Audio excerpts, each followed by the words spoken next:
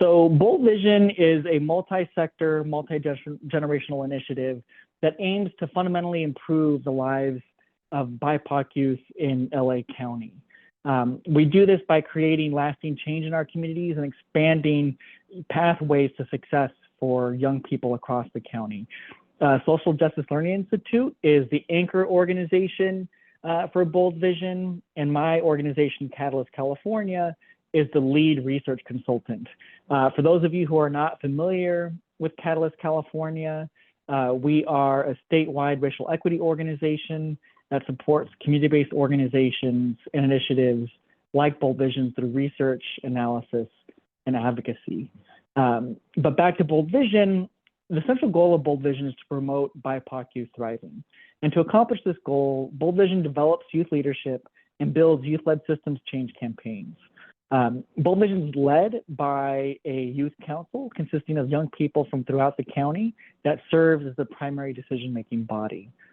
In addition to the Youth Council, Bold Vision has a steering committee consisting of a subset of the Youth Council members, but also adult allies from youth organizing and youth development organizations from throughout the county as well. Both the Youth Council and the steering committee were very influential and informative in developing the survey, as well as helping us to understand the data. So we do want to appreciate their work in that. Thank you so much. Next slide, please.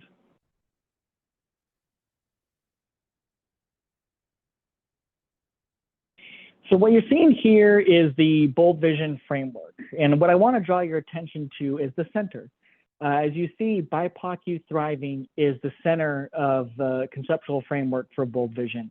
And as Bold Vision was developing the framework, one of the things that the leaders recognized or understood is that we actually don't have a strong understanding of whether BIPOC youth in LA County are thriving.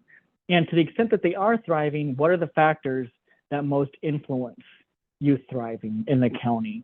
And this is why the Bold Vision leaders decided to actually create and launch a survey so that we could hear directly from youth about their mental health, about their thriving, and what factors most impact this work. So that is why Bold Vision decided to do a countywide youth survey to understand thriving of our county's youth. So with that, I'm now going to hand things over to my colleague, Alicia, who's going to share more about the survey. Thank you, Matt. And hello, everyone. I am Alicia Mulholland-Graves, Director of the Research and Data Analysis team here at Catalyst California. So next, we want to provide you an overview of how we developed the Youth Thriving Survey and the findings that are shown in the report. Next slide. So as Matt mentioned, this was really a collaborative process. We went through an intentional community engagement process to create the survey. The process combined the real-life experiences of youth and community partners on the ground with expertise from youth development and survey experts across the county. Catalyst California convened the Bold Vision Survey Advisory Group in collaboration with Amoya Shea Community Support Services from Loyola Marymount University. This group provided detailed advice on the definition of youth thriving, the questions selected for the survey, and the sampling approach that we used. Amoya Shea also interviewed over 70 youth in LA County as we developed a youth thriving definition. We thank and acknowledge these partners as well as the members from the Bold Vision Youth Council and the Community Council who really made the survey and the report into what it is today. Next slide. So with the help of LA County young people and our partners, we first created a definition of what it means for youth to thrive. What is youth thriving exactly? So for young people to thrive, they need to be supported in all aspects of their lives, including their social relationships and finances. They also need to be supported across environments like their homes, schools, jobs, and communities. So we define youth thriving as including individual factors like strong mental health and minds to environmental and relational factors, like whether young people's communities are well-resourced, whether youth have supportive social connections. We importantly also included systemic factors in our definition, like racial equity and inclusion, because for youth to thrive, they must also be welcomed, included, respected, and safe in the world around them. In total, the survey measured 7 components of youth thriving shown in this graphic. Importantly, though, our definition of youth thriving included more than these components listed. But of course, we had to prioritize topics in the survey so it was a manageable length for youth to complete. And I do want to note that this framework of youth thriving was largely developed from the Thrive study from the University of Pittsburgh. Next slide. So next, how we distributed the survey. So the survey was distributed through a hybrid sampling approach that used a combination of stratified and snowball sampling. So first, we randomly selected youth serving organizations in LA County. Organizations were first split into different groups for random selection. So like based on the populations they served, like by geography, the target demographics they served, like foster youth, indigenous youth, Black youth. These organizations distributed the survey to their young people or their program participants, and then these young people distributed the survey to their peers as well. In total, 3,444 valid surveys were collected. The survey was limited to youth living in LA County and who were within the ages of 15 to 24. Youth received a $10 gift card for participating, and CBOs were given a scaled stipend. Importantly, we partnered with the Community Health Equity Group out of UCI and UCR to manage the survey distribution, receive IRB approval for the study, and to provide technical assistance to CBOs as they distributed the survey to their youth. Next slide. So we're really proud that the survey represented the beautiful diversity of LA County youth today. Nearly 90% of survey participants were youth of color. A large percentage were Latina youth, representative of their numbers in the county, but we also reached a high percentage of Black AIN and HPAI youth, even more than their percentages in the county, which is a big success given that surveys often undersample these youth of color groups. Next slide. And we also saw the broad spectrum of youth identities and experiences in other ways too. About 1 in 5 youth identified as LGBTQI plus youth, another achievement to reach a high number of these youth in the county. Over 1 in 10 were unhoused in some capacity in the past year. About 4% reported they had temporary immigration status. So this survey really marks an important opportunity to understand the experiences of a diversity of youth in the county and to truly identify how they are thriving and what they need to thrive even more. Next slide. So with this wealth of data, we went through a partner-engaged approach to identify the most important findings. Through engagement with the Youth Council, the Survey Advisory Group, and the Community Council, we outlined a process for analyzing the survey data and identifying starting points for change in the county. First, we looked at how youth were doing. So what were their responses to each question on the survey? Then we looked at what were the underlying relationships between all those topics in the survey. Do the different questions on cultural identity relate to each other? How about the questions on racial equity? Next, we used structural equation modeling, or a method used to test how characteristics in some areas could predict youth thriving outcomes. Essentially, how could caring families and relationships and vibrant communities and sparks all work together to predict or affect youth psychological distress in the county? Finally, we took these results and feedback from the Youth Council to identify the findings included in the report. Next slide.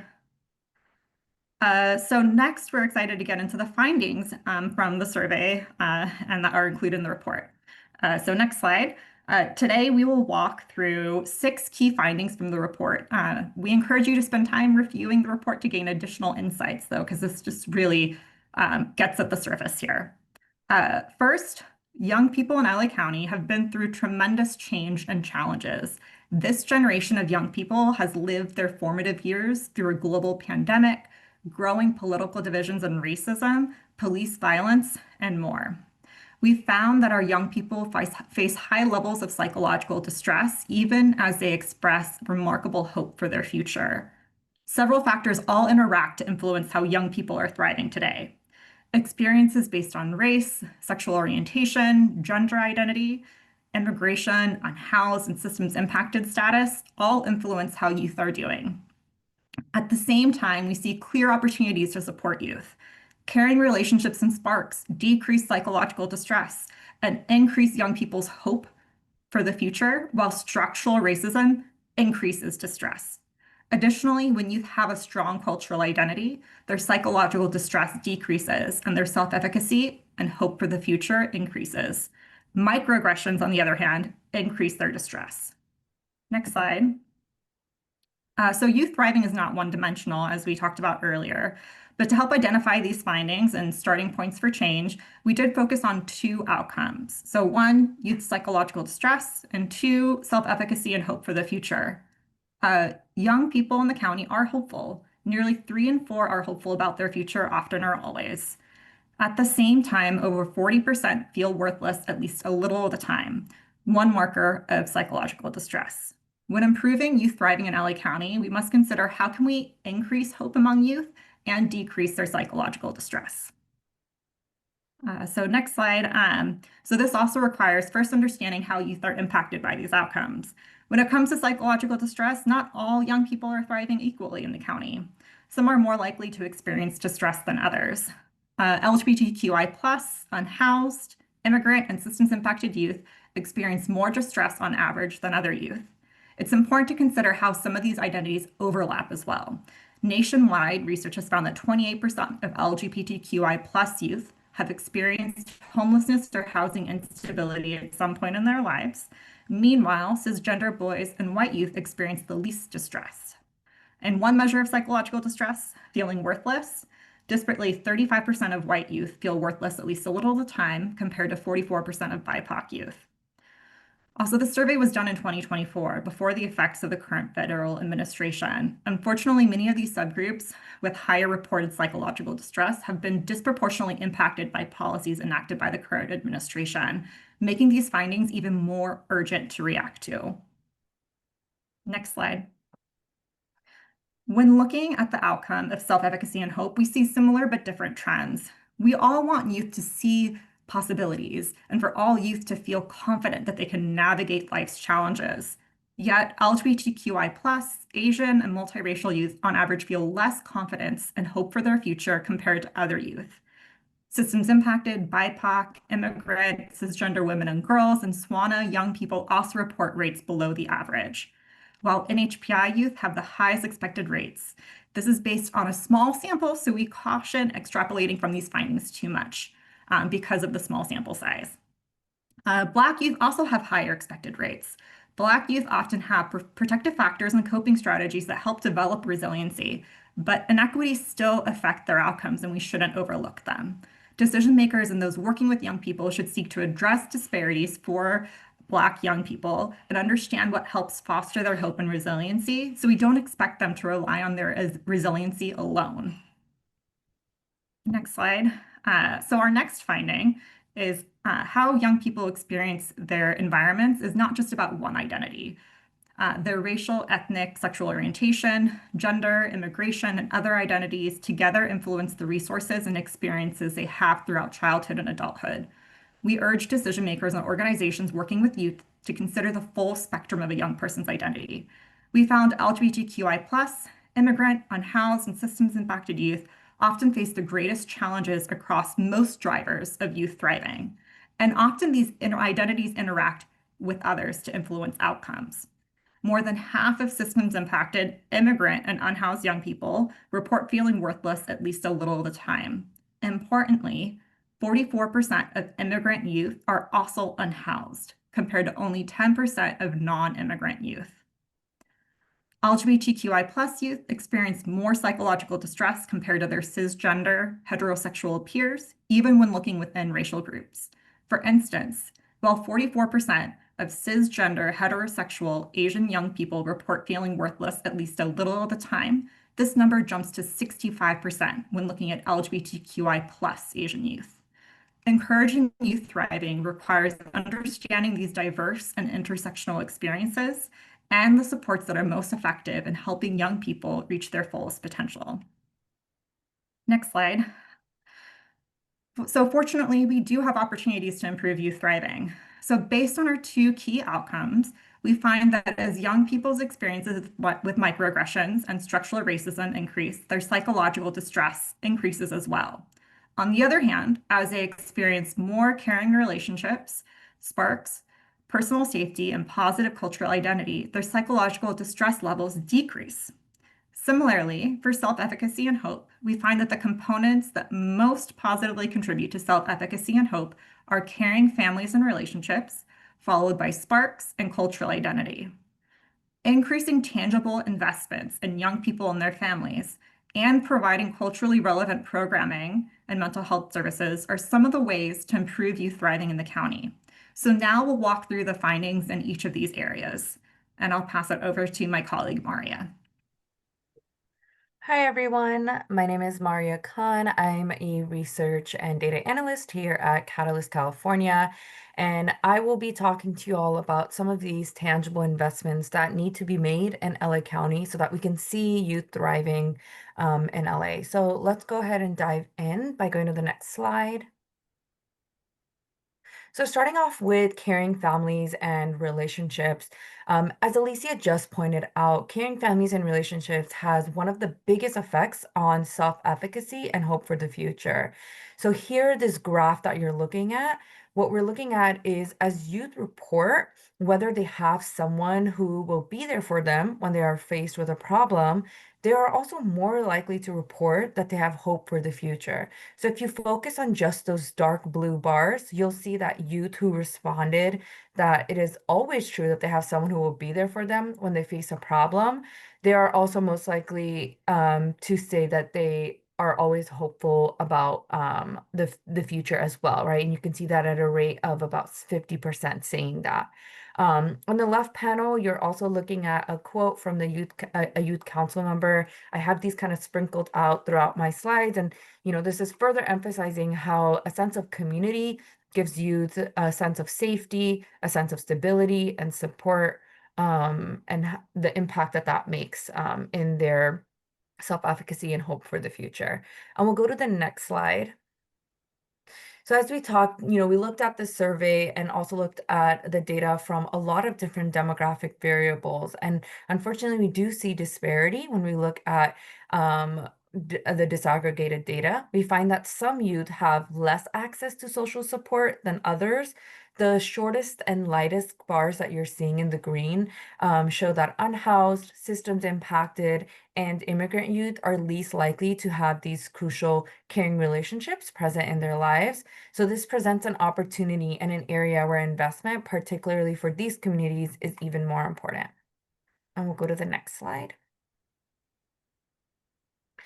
Now talking about sparks. So sparks are essentially defined as passions, interests, or hobbies that bring joy, energy, and a sense of purpose in your life. And sparks contribute, as we saw, to reducing psychological distress, right? We just talked about how almost half, 43% of young people say that they feel worthless at least a little bit of the time in LA County, right? So it's incredibly important to understand what are the potential antidotes. And our data reveals that Sparks is actually one of them. So if you look at that gray box, the call out, it says that youth who have a spark are 2.3 times more likely to report that they never feel worthless compared to youth who do not have a spark, right? And so you can see that in the dark blue bars. Again, you can see when youth have said, yes, I have a spark, you can see that's the highest for youth never reporting that they felt worthless in the last 30 days. And let's go to the next slide.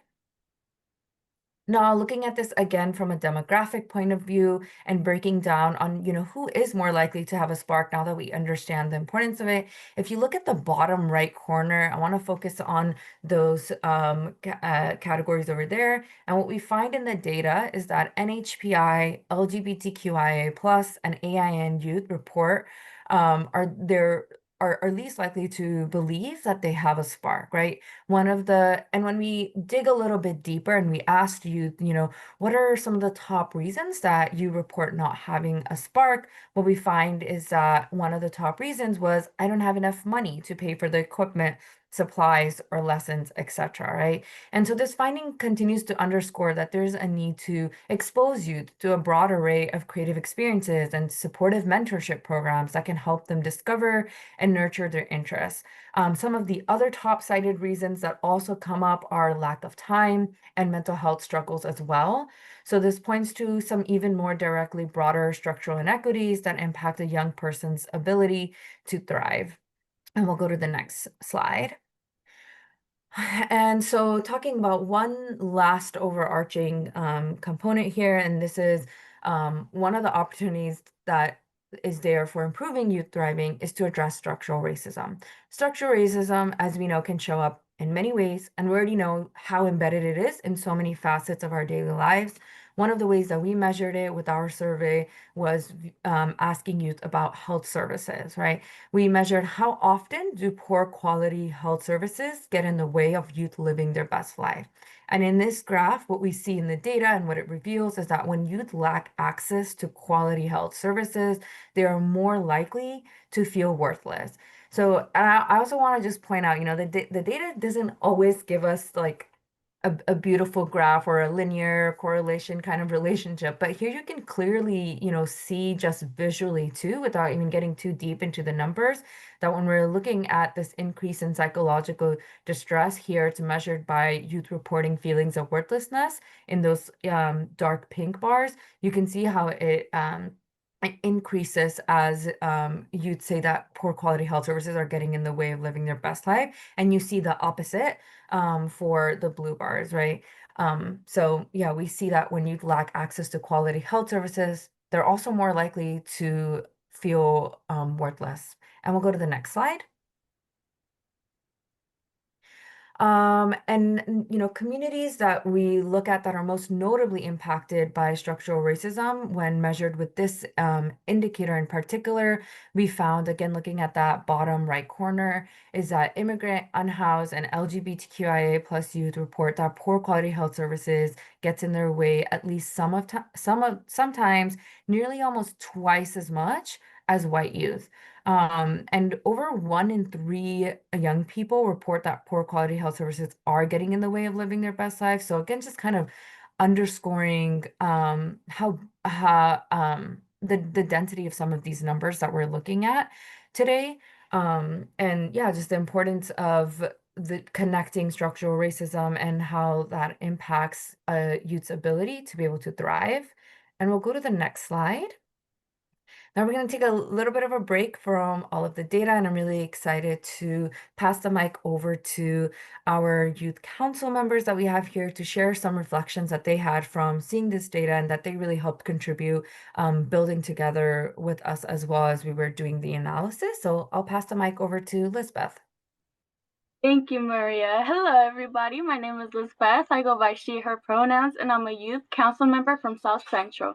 My organization is with Community Coalition, and one of the things that I want to address regarding my experience with facing structural inequities and its toll on my mental health is, well, catch this. Healthcare is one of the most basic human needs there is.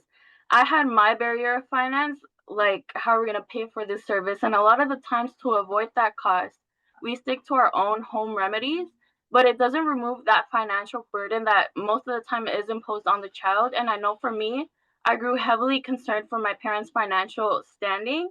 Seeing that my parents avoided going to the doctor for some very serious conditions made me upset and stressed, as I saw that pattern that the factor of money prohibits and creates hesitancy in our communities to receive that aid, right? And that's the point that I want to get to, these factors of distance, trust that also affect our interest in seeking health, language barriers, negative stigmas. It puts us in a position that it's quote unquote better off just to not seek medical help at all. And it is my lived experience, and I'm sure other people can resonate with that as well. And I'll hand things off back to Hannah.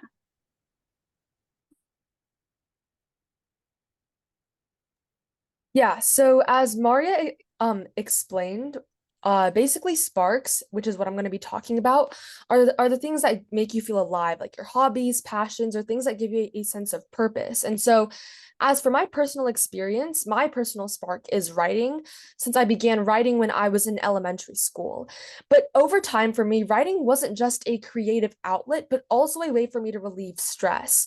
The same goes for tons of other sparks like sports or music, where they help us regulate our emotions by helping us turn to something that we enjoy, especially when our emotions are very heightened and we feel stressed out. And especially for me, when I feel bored or dejected, I turn to my spark to help me alleviate that kind of feeling. But the other side of sparks that I find really inspirational is that it's also great for community, since shared sparks help people connect with one another. For me, through writing, I found a community of youth who advocate through writing or poetry and care about the same things I do and express that in their writing. And within this community, I found plenty of friends that attend open mics with me, meet with me to practice creative writing and more. And what I've seen through Sparks, even through people who may not share the same spark as me, for example, I'm not a big sports person, but I know a lot of people who are big sports people, is that Sparks are able to give people hope.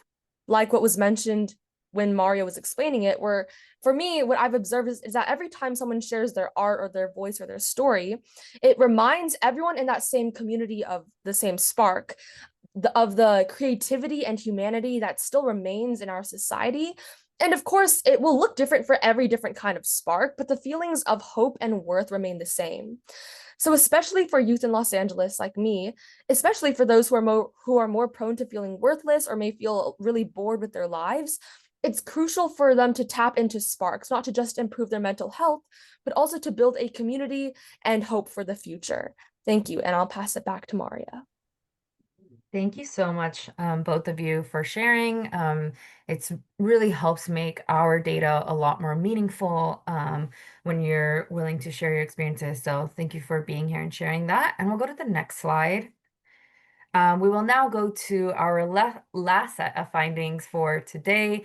And for this set of findings, we're going to be focusing on what it means to have inclusive programming and services. I think, on an overall scale, this sounds great, but in the data, we can actually see the kinds of impact that cultural identity, microaggressions have on youth, and why we really need to be critically thinking about investing in inclusive programming and services. So let's go to the next slide. So starting out with talking about cultural identity.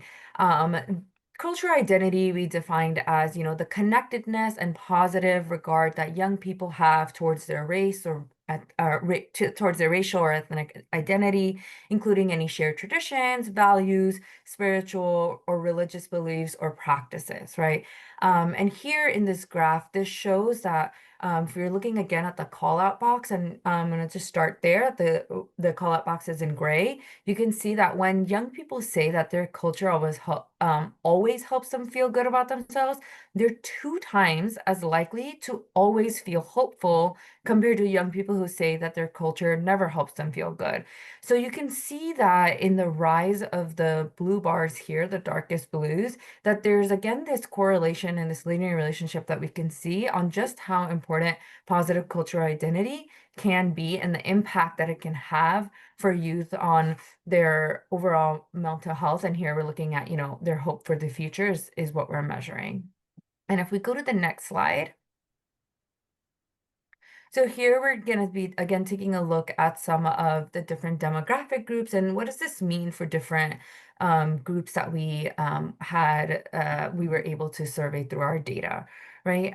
So when we look at the average expected cultural identity, and you can see the questions that we asked regarding cultural identity on the black panel on the left side, we find that SWANA and AIAN youth on average have the highest expected levels of cultural identity, while we see on the shorter bars with the lightest colors that multiracial, immigrant, LGBTQIA+, and white youth have some of the lowest levels of cultural identity.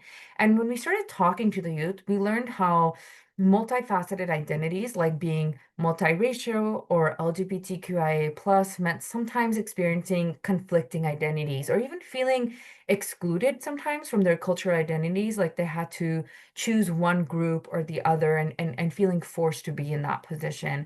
And this often can sometimes also lead to facing microaggressions and how that may push youth away from seeing their cultural identity as a source of strength and pride. So in the next slide, we'll actually start talking about microaggressions.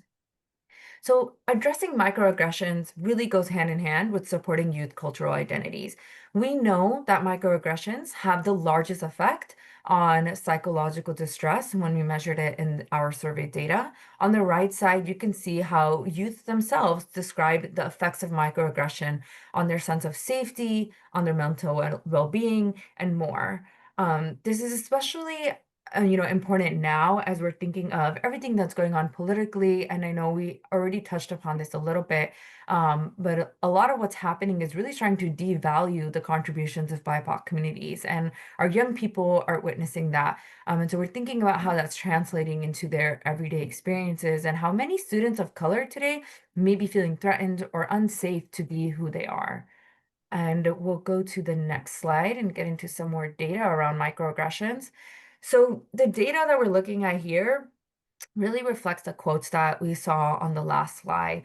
These feelings of worthlessness nearly double among young people who are told hurtful or offensive jokes about their race all of the time, compared to youth who never experienced these microaggressions. So, again, we can very clearly see that as we're looking at this data, when youth are told hurtful comments about their race, are facing microaggressions, they're more likely to feel worthless, right? So we see that connection between microaggressions and psychological distress. And we'll go to the next slide. And here you can see the clear, you can see the disparity, right, at which different youth experience microaggressions. And let me just try to, visually, we're trying to represent this, and I think you can kind of see it, but let me also just try to scale to you in numbers how big some of these differences are. So nearly 4 in 5 white young people never or rarely report hearing hurtful jokes or comments about their race, compared to less than a third of immigrant youth saying that same statement, right? And less than half of SWANA and Black youth. So unfortunately, as we're seeing the escalation of law enforcement and their treatment towards, communities of color, we can only imagine how some of these numbers may even be more heightened today than when we did the survey. And so we as a community really need to critically assess how we're talking about microaggressions, what they are, and recognize that this is an opportunity for policymakers, practitioners, and any individuals working with the youth that are responsible to foster positive environments that affirm their dignity and their identity.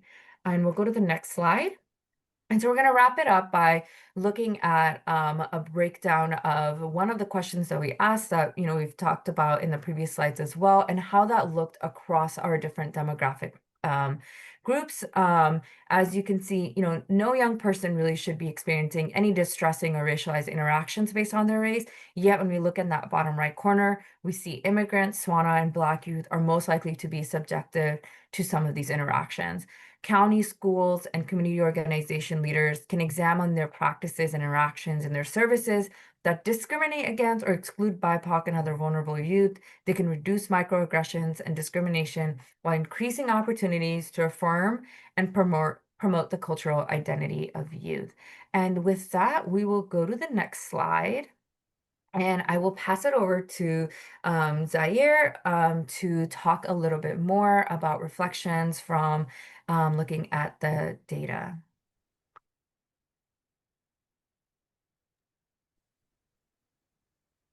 Okay. Hello, everyone. My name is Zaira Aldanza. I am from Long Beach, California, and I'm a part of the Bold Vision Youth Council. Cultural identity is a major part of a person and their identity. Most times when people think of cultural identity, we only think of the divide or differences between each other. But culture influences community, connection, uplifts people, and gives you a better sense of self-identity and cultural identity. My cultural identity showed me who I am as a person, not just one thing or one identity, but a multitude of things. My cultural identity is rooted from my ancestors, family, cultural beliefs, traditions, and values that we share. When times are challenging, you have a support system where you're able to talk to individuals about similar experiences, use cultural and spiritual healing practices for mental security. My sophomore year of high school, I struggled a lot with self-identity and cultural identity. And I was getting into a lot of trouble at school and losing my faith when it came to who I was as a person, specifically a young Black woman, and the path my ancestors and parents paved for me. During those trials, I was I got an opportunity, unexpected opportunity to go on an HBCU and literacy education trip where we learned and discovered the history of Black lyricists, visited prestigious HBCUs, and met a profound Harvard professor, Dr. Gibbons, an inspiring author and teacher to all who influenced my interest in African American studies. And I met many other young Black scholars who built community and came together to learn about cultural history and pass on these teachings to young Black children like ourselves. Thank you. Thank you so much for sharing that. And we also have one other youth council member here with us today, Araya, who will be sharing a reflection too. Hi, my name is Araya Gooden. I am 17. I'm born and raised from Crenshaw. Honestly, I kind of want to go into like with me going to school and seeing other people deal with microaggressions because it's micro, like it comes off very subtle, but it hurts and it grieves us.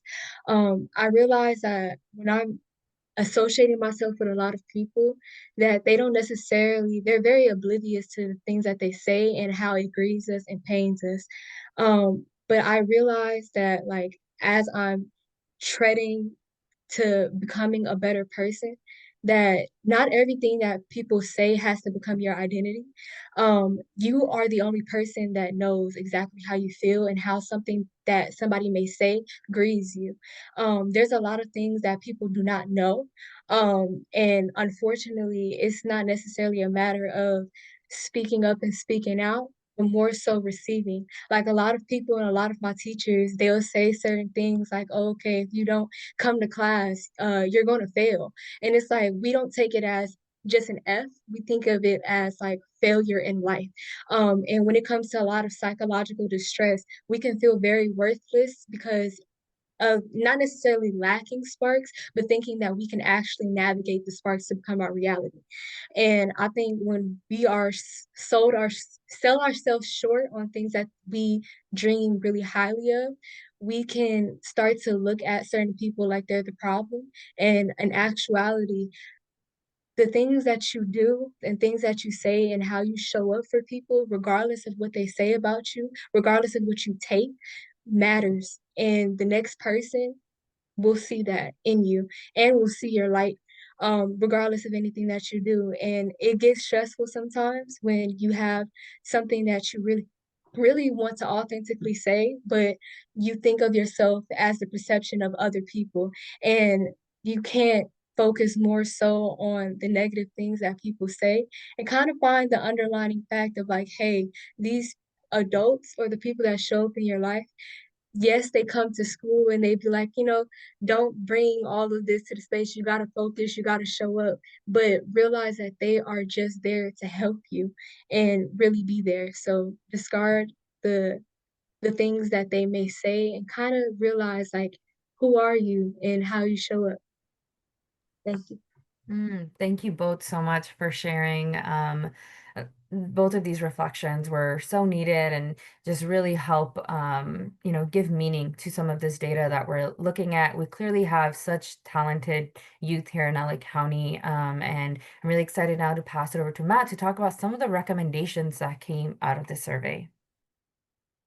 Thanks, Maria. So before I get into the recommendations, if you all could show your love for our youth council members using reactions, get some hearts, some fists in there. We really want to show our appreciation to the leaders of Bold Vision for joining us. So thank you so much. In the report, we included 5 recommendations that we're going to share now. As you heard, the findings highlight that youth struggle to thrive if their families and they themselves don't have sufficient resources, right? As such, one of the big recommendations that we have is for policymakers to work to improve the material conditions for youth and their families, right? So make sure that folks have stable housing, have food on the table. That helps things like actually promoting Sparks, as you heard earlier. The findings also highlight the importance of caring families and relationships and the importance of Sparks. And so, of course, we're recommending that folks, policymakers, improve or increase funding for these things, expand opportunities for folks to have sparks, including things like having more programs for arts and athletics and creative writing, like Hannah was sharing, to make things better for youth to have relationships. We're proposing things like expanding mentorship programs as well. So those are some of the recommendations that we hope improve aspects of material supports and investments. Next slide, please. We also recommend that the county expand and provide more funding for wraparound services. We know that youth are going to need services for their emotional well-being, so we want to make sure that they have access to the services that support them across the various challenges that they are experiencing. The other thing that we're proposing, as it's guided by the data, is the creation and investment in safe spaces, right? So particularly for BIPOC youth, LGBTQIA+ youth, and immigrant youth, right? We feel that these safe spaces can do things like promote strong cultural identity, like Zaire was talking about.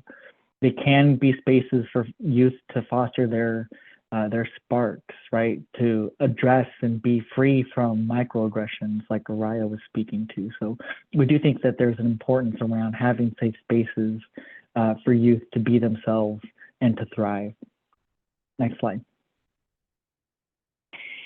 We've given just a pretty quick overview of the findings. We do encourage you all to read the report.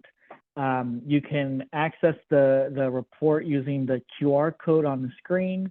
The link is also on the slide here as well. We are just about to get to our Q&A section, so I do encourage you, if you have any questions, to add your questions using the Q&A function on the bottom of your screen. So yes, please do read the report. There's plenty of data that we didn't get to that we encourage you all to look at, and we hope that you could share this among your networks as well. Let's go to the next slide. And I'm actually going to hand things back over to Lizbeth, who's going to talk about an upcoming Bold Vision Youth Summit.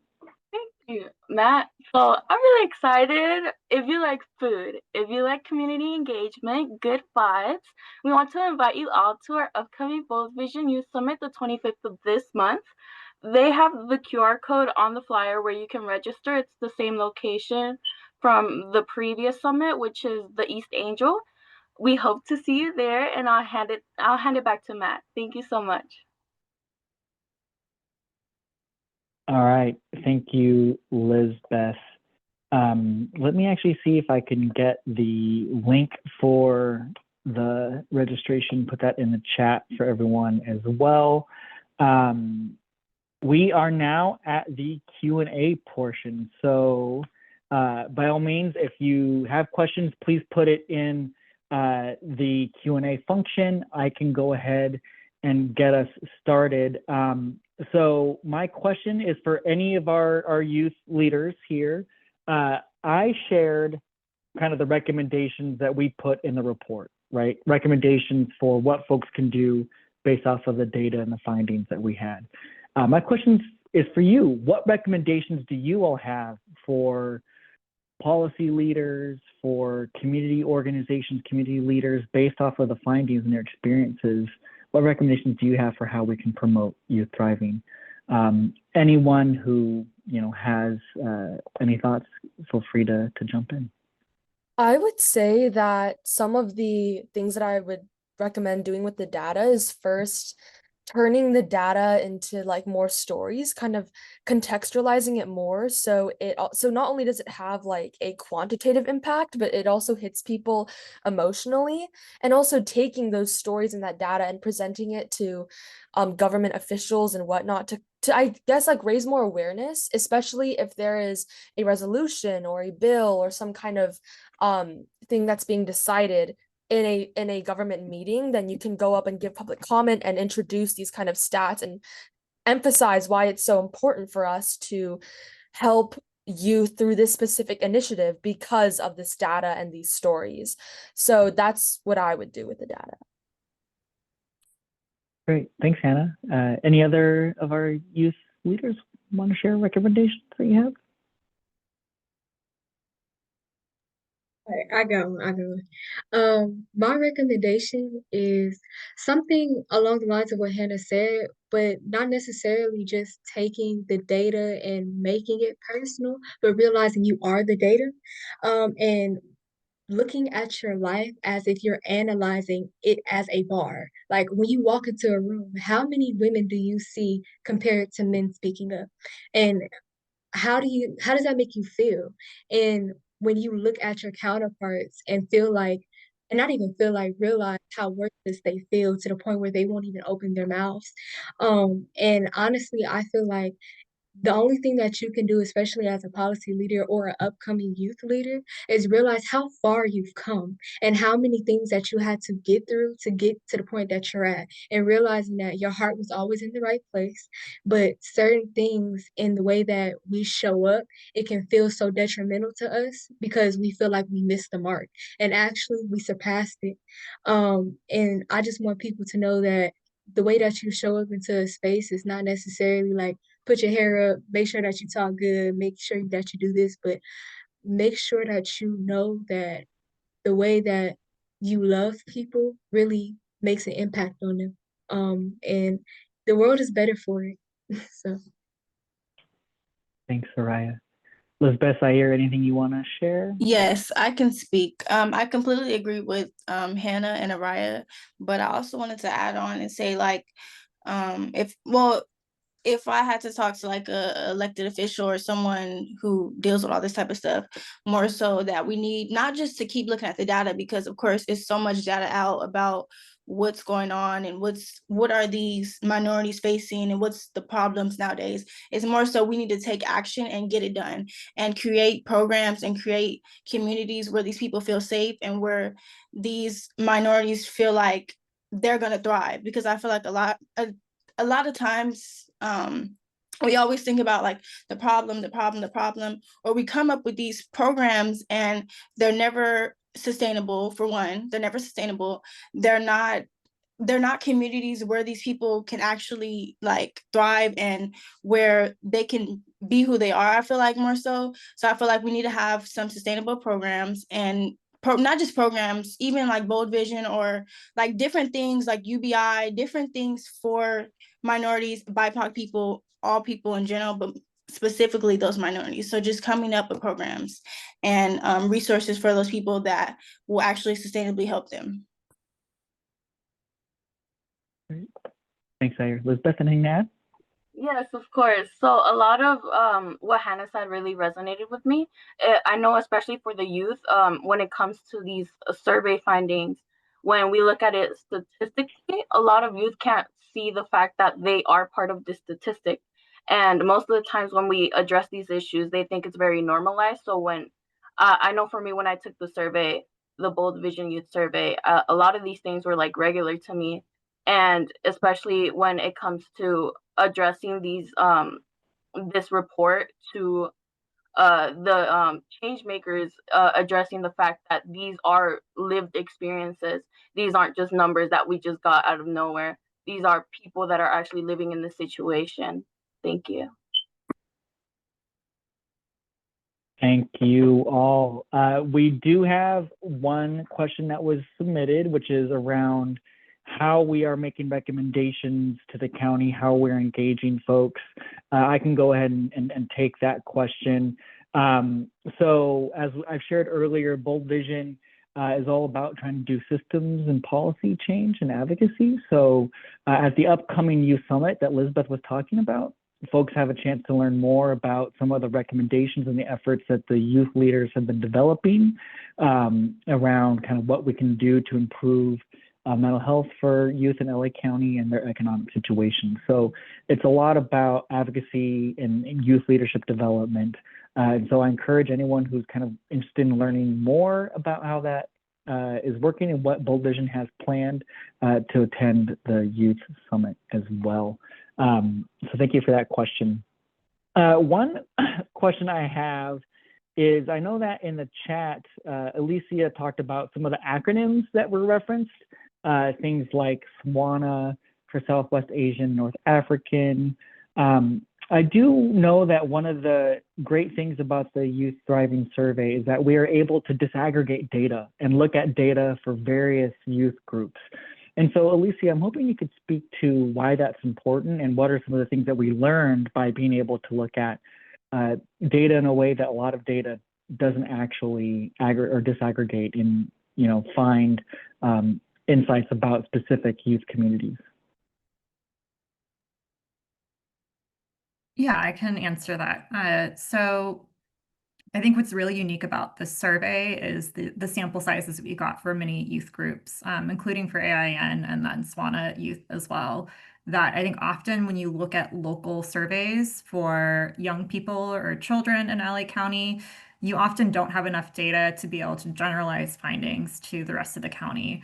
So with the sampling design that we had in Bold Vision and the partnerships with youth serving organizations, that we were able to reach more youth. And this is even more important because especially for SWANA youth, that traditionally that group has been lumped into the white category, when in reality, SWANA youth and SWANA community experience our world so much differently than white youth in terms of oppression, discrimination. So it's so important to have that data. Additionally, because of the sample size, we were able to disaggregate data for Asian youth as well. So in the report, there is a section on how trends for Asian youth really vary by Asian subgroup. For the purpose of the findings here today, we focused on Asian youth as one aggregate group, but we do see differences when you look at East Asian youth, South Asian youth, or youth with multiple Asian identities, that their stories aren't just one. So we encourage when people are using this data and looking at the report to think about some of the nuances within these groups as well. And this is really, I think, one of the first surveys we have where we're able to get into some of those nuances and drill down into what are the experiences within groups rather than just lumping young people and communities into one group when there are differences within as well. Thank you so much, Alicia. So that is all the time we have. I'll go ahead and start closing us out. A big thank you to Lizbeth, Araya, Zaire, Hannah, our youth leaders for coming and sharing their experiences with us. Thank you to my colleagues for sharing and getting through a lot of data. Again, encourage you all to read the report, visit the Bold Vision website, boldvisionla.org. You can find the report on that site. And please share that data and the report with others. And if you have any questions, feel free to reach out to us. We'll be following up with an email and the recording so you all can learn more as well. Thank you so much for joining and have a great night.